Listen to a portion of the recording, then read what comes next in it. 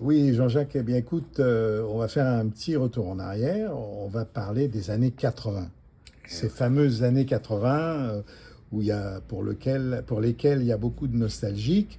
Ça fait quand même 45 ans, un petit retour en arrière. C'était pas euh, tout rose dans les années oh, pas 80. du tout, puisque Euh, c'était la fin, c'est là où j'avais décidé de rentrer en Israël avec ma femme. Je me suis marié, et elle était enceinte, et j'ai voulu que, enfin ma mère a voulu que le bébé accouche en Israël, enfin qu'elle accouche en Israël. Et donc, justement, c'était la période où ma photo se trimballait, tournait dans tout le sentier par la brigade financière à cause de mes sociétés avec les Turcs qui m'avaient foutu dans la merde. Enfin bref, je suis parti. D'ailleurs, c'est pour cette raison avec les Turcs. Les sociétés que j'avais avec les Turcs, j'en avais trois ou quatre, et plus tard, j'ai dû payer. Donc, on paye toujours un jour ou l'autre, tout le temps ces conneries. Donc, j'ai payé par le Club Med que j'ai raconté dans dans d'autres épisodes. un des épisodes. Donc, je vais en Israël, je laisse tout. Je laisse tout. Je prends ma femme, mes enfants, non, ma femme enceinte, et on arrive en Israël. J'étais 2, 3 mois chez ma mère. Et puis j'ai acheté un appartement. On s'est installé après l'accouchement dans l'appartement. Et puis Alors, tu as acheté un appartement j'ai acheté un avec quel appartement à fonds? Tel Aviv. Pardon? Avec quel fonds? Ah ben là, certains fonds, je ne vais pas rentrer Familiaux. dans les Ah oui, détails, oui, d'accord. Bon, ok. mais j'ai toujours réussi à amener des fonds quand il les fallait. Ouais. Même illégalement, je suis désolé, mais la vie a fait ce qu'elle est, que ça c'est arrivé plusieurs fois. Et voilà, donc je commence à travailler dans une banque.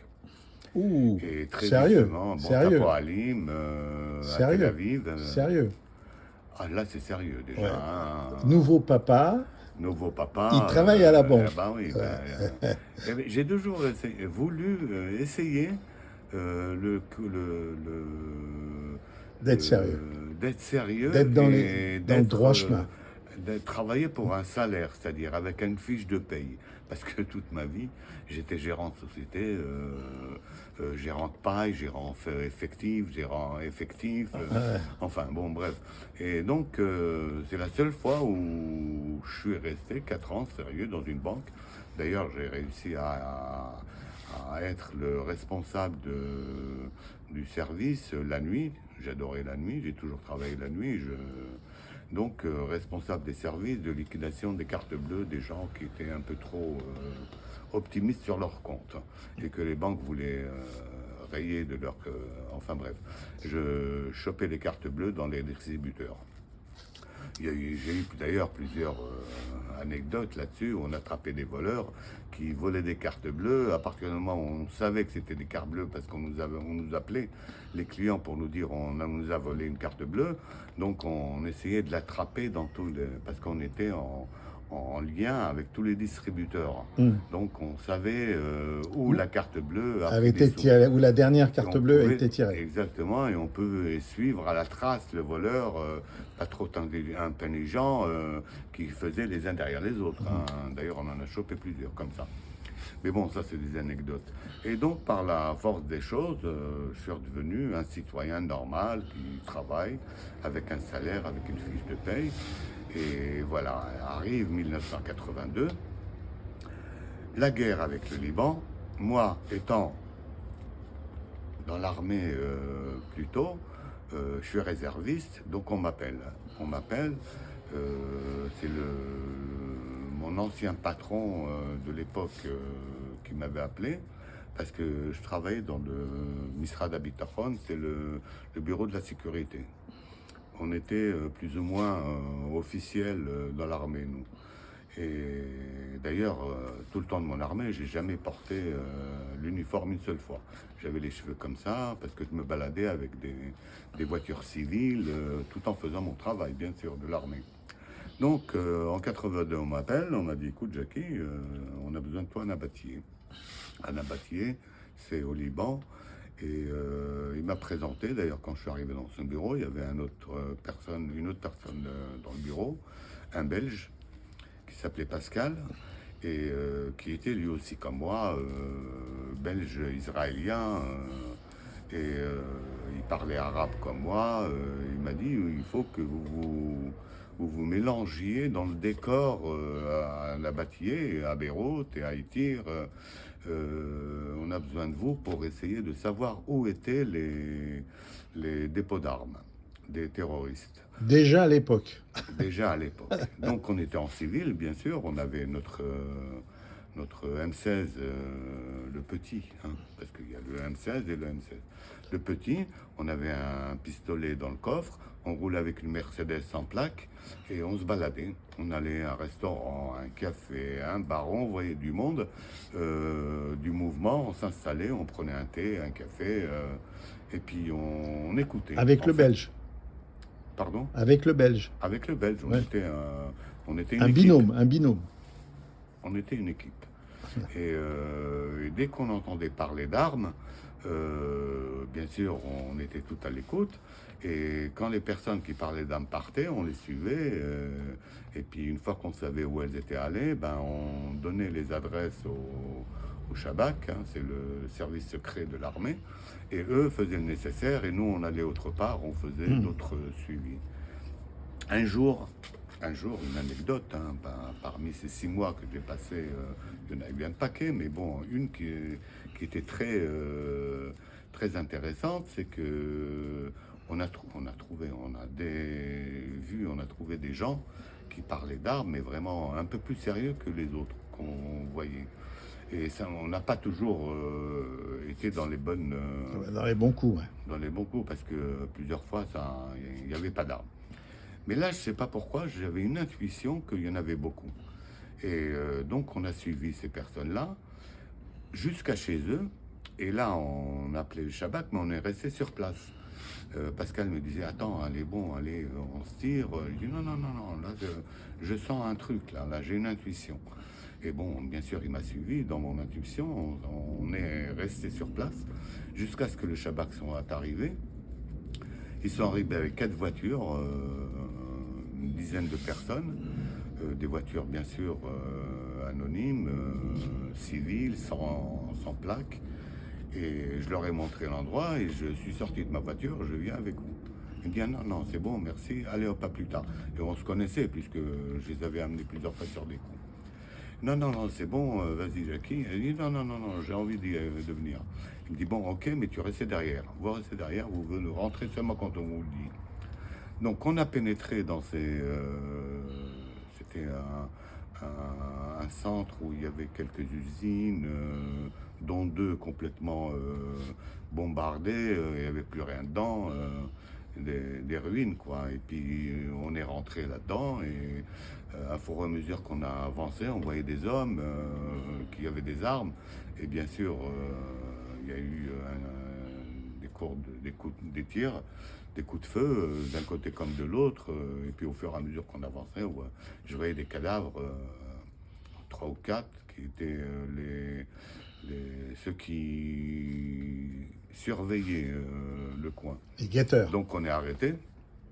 On est arrivé dans un dépôt en sous-sol.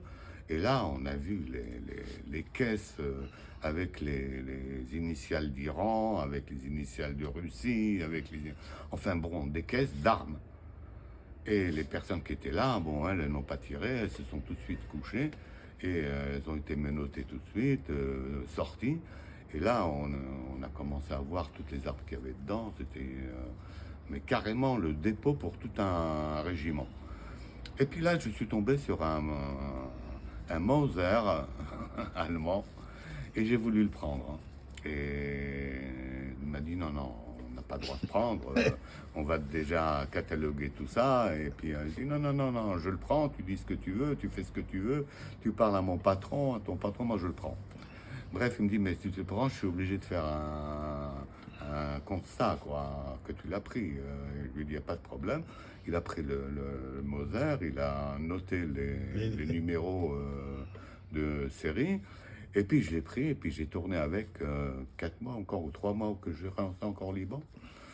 Et surprise, enfin je finis avec ça, ce Moser, surprise à la sortie du Liban, quand on est à la frontière, il dit, ah oui, monsieur Gigi, vous avez un Moser à nous restituer. Alors je me suis dit, oh, les salauds, ils m'ont pas oublié. Bien sûr, je leur ai rendu le Moser, parce que j'avais pas droit en tant que d'une arme qui a été prise à l'ennemi. Enfin, il y a tout un circuit, il faut les cataloguer, il faut les... Bref, voilà, et pendant cette période, on se baladait un peu partout à Beyrouth, on a même été à la plage de temps en temps quand il faisait chaud, et puis voilà, là, j'ai fait l'armée. Dans une Mercedes, on avait un appartement à Tyr, hein, pas loin, entre Nabatieh et Beyrouth, et un grand appartement, hein, il y avait au moins 10 pièces, et on était 6, parce qu'il y avait aussi plusieurs groupes qui travaillent aussi pour l'armée, mais qu'on ne connaissait pas en fait.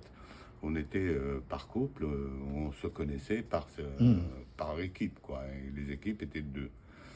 Donc voilà mon petit séjour au Liban, 82. Bon, 82, la guerre c'est fini, voilà, je reviens à la maison, et puis je continue à la banque, jusqu'au jour où ça va vraiment très mal avec ma femme. Et la seule chose que je pouvais faire pour divorcer, c'était la ramener en France, dans son élément, dans sa famille, et puis là pouvoir divorcer. Et c'est ce que j'ai fait, j'ai vendu l'appartement, et on est rentré à Paris, enfin Paris, en région parisienne. J'ai pris un appartement à Charenton, et je lui ai même fait une proposition. Je lui ai dit, écoute, je vais pas envie de te donner une pension alimentaire tous les mois, mais par contre, je vais te monter une affaire, et tu me laisses tranquille après. C'est l'histoire des primeurs. Voilà, exactement. Donc, étant à Charenton, elle a trouvé un endroit à Choisy-le-Roi où elle voulait faire primeur avec son frère.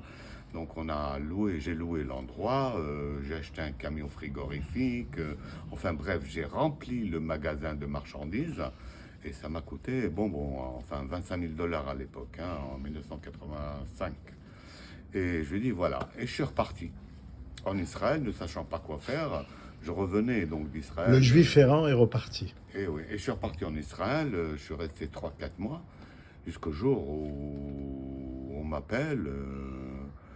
La personne à qui j'avais loué Choisy-le-Roi, où il y avait les fruits et légumes, il m'appelle et me dit, écoutez, seulement 3-4 mois plus tard, hein, écoutez, j'ai pas eu de loyer ces 2 derniers mois. Je dis, comment ça? Alors j'essaie de joindre ma femme, enfin mon ex, j'ai pas réussi, j'y suis allé sur place, je suis revenu en France, et là j'ai vu que son frère l'avait magouillé, il avait pris le camion frigorifique, il avait rempli de marchandises, et il était parti du jour au lendemain en lui laissant toutes les merdes. Qu'elle m'a laissé d'ailleurs. Donc j'ai réglé tous ces problèmes, hein. J'ai réglé tous les dettes qu'il y avait, parce que tout était à mon nom, bien sûr. Et puis là, stop. J'ai dit, mon ex, ça va, quoi. Toi, elle me dit, ouais, mais l'appartement, j'avais droit à la moitié. Je dis, ben oui, la moitié, tu viens de la claquer, ma puce. Et puis voilà. Et c'est fini. Et puis là, j'ai été chez un cousin pour travailler en tant que aide dans sa solderie. Et il m'a proposé de la gérer, parce que lui, il avait une autre, et il n'était pas là-bas, et ça déconnait un peu, donc il préférait être dans l'autre. Et c'est là que Albert, c'est mon fameux cousin pour qui j'avais amené de l'or de son père. Ouais. Et donc, lui, il m'a filé la solderie dans le 19e, donc, là où habitait mon ex. Voilà, et on a parlé du départ de cette première solderie qui, finalement, a fait des petits et des nombreux. Et puis la grosse embrouille, en fait. Et voilà, merci Gigi, merci de toute cette expérience, merci d'autant de sincérité. La vie n'est pas un long fleuve tranquille, c'est pas toi qui va nous dire le contraire. Par contre, comme je l'ai dit au début, bah écoute, il faut être fier de ce qu'on a fait. On a fait du mieux qu'on a pu, et voilà, et être fier de une petite phrase pour la fin. Oui. Quoi que l'on fasse, un jour ou l'autre, on est puni. Voilà. Quoi que l'on fasse, un jour ou l'autre, faut payer. Faut passer à la caisse. Donc, Donc, il vaut mieux être le plus possible droit dans ses bottes. Voilà. Oui. Bon, merci ne pas beaucoup. dépasser les lignes rouges. Merci beaucoup de toutes ces leçons de vie. Merci beaucoup.